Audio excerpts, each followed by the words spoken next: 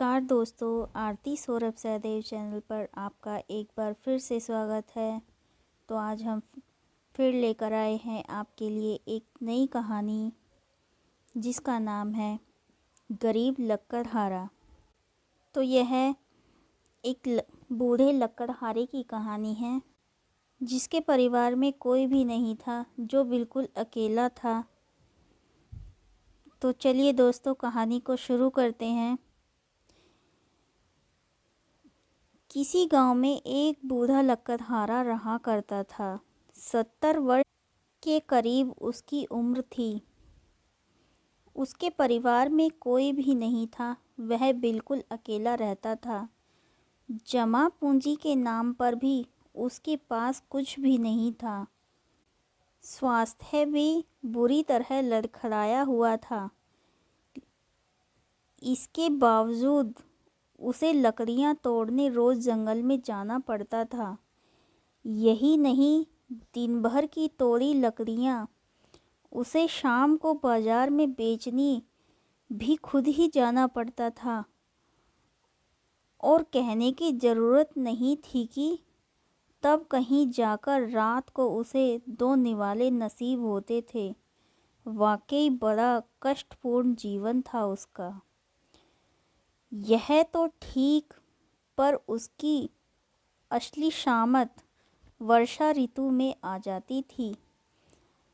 अक्सर तोड़ी हुई लकड़ियां भीग जाती और बेचने लायक न बचती। फलस्वरूप कई बार बारिश के कहर के चलते उसे 2-2 दिन तक भूखा रहना पड़ता था। यह उम्र और ऐसा कष्ट, वह बुरी तरह थक गया था। अक्सर दुखी होकर प्रार्थना भी करता था कि हे मौत के देवता, तू मुझे उठाता क्यों नहीं है? मुझसे नाराज़ क्यों है? मौत के देवता, तुमने मुझसे छोटे छोटे उठा लिए, फिर मुझसे क्या दुश्मनी है तेरी? वाकई उसका दर्द उसकी प्रार्थनाओं में पूरी तरह झलक पड़ता था।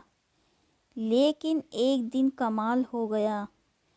ऐसी ही हताश मनोदशा में उस दिन वह पेड़ के नीचे बैठकर फिर मौत के देवता को पुकार पुकार कर जीवन से मुक्त होने की प्रार्थना कर रहा था। उसका एक ही रोना था कि मुझे कब उठाएगा तू। इधर अभी उसकी प्रार्थना जारी ही थी कि किसी ने उसके कंधे पर हाथ रखा। बूढ़ा चौंक गया। उसने पलटकर देखा तो एक विशालकाय मनुष्य खड़ा था। बूढ़े ने बड़ा चौंकते हुए उसका परिचय पूछा। उसने कहा, मैं मौत का देवता हूँ। यहाँ से गुजर रहा था कि तुम्हारी दर्द भरी पुकार सुनी। वैसे तो तुम्हारा समय नहीं हुआ है, परंतु तुम्हारा दर्द देखकर मैं द्रवित हो उठा हूँ। चलो तुम्हें ले चलता हूँ। बूढ़ा तो यह सुनते ही होश में आ गया। 70 वर्ष का अनुभव उसके साथ था। समझ गया कि गड़बड़ हो गई। बस उसने तुरंत रंग बदलते हुए मौत के सौदागर से कहा, वह तो मैं 2-3 दिनों से भूखा था, बस यूं ही ऐसी बातें कह गया। बाकी तो मैं बहुत खुश हूँ। और यह स्पष्ट समझा लो कि फ़िलहाल मेरा मरने का कोई इरादा नहीं है। वह तो यूं ही क्रोधवश मुंह से यह सब निकल गया था। अतः आज भले ही मैंने आपने दर्शन दे दिए, पर मेहरबानी कर भविष्य में तुम मुझे भूल से भी दर्शन मत देना। वैसे तो मैं आपको फिर कभी पुकारूंगा भी नहीं, परंतु यदि गलती से पुकार भी लूँ तो भी मेरे पास मत आना। मौत के देवता ने कहा, जैसी आपकी मर्जी। इतना कहकर वह चलता बना। उधर उसके जाते ही बूढ़ा तरंग में आ गया। उसकी चाल भी बदल गई। आश्चर्य तो यह है कि उसके बाद फिर कभी उसने कष्ट का अनुभव ही नहीं किया। उसके सोच और जीवन दोनों बदल चुके थे। बाहर की दुनिया में सब कुछ वैसा का वैसा था, लेकिन फिर भी उसके भीतर सब कुछ पूरा का पूरा बदल गया था। क्यों? बस साक्षात मौत देखते ही उसे एहसास हो गया था कि और कुछ नहीं तो कम से कम जीवन तो है उसके पास।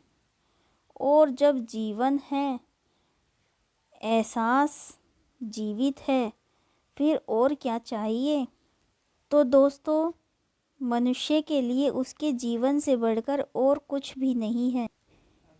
लेकिन मज़ा यह है कि उसका भी महत्व उसे तब पता चलता है जब वह जाता दिखाई पड़ता है, और जिसे अपने स्वयं के साक्षात जीवन की कद्र नहीं, उसे अपने आसपास के व्यक्तियों या वस्तुओं का कोई कद्र होने का सवाल ही नहीं उठता है।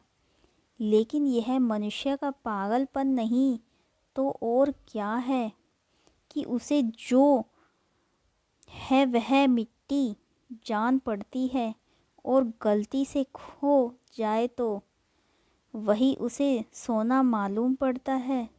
जबकि सत्य यह है कि वह सिर्फ उसी के साथ ही जी सकता है जो उसके पास है। तो दोस्तों, आज की कहानी आपको हमारी कैसी लगी, प्लीज़ हमें कमेंट बॉक्स में ज़रूर बताएं, और हमारी वीडियोस को ज़्यादा से ज़्यादा लाइक और शेयर करें, और हमारे चैनल को सब्सक्राइब करना ना भूलें। धन्यवाद।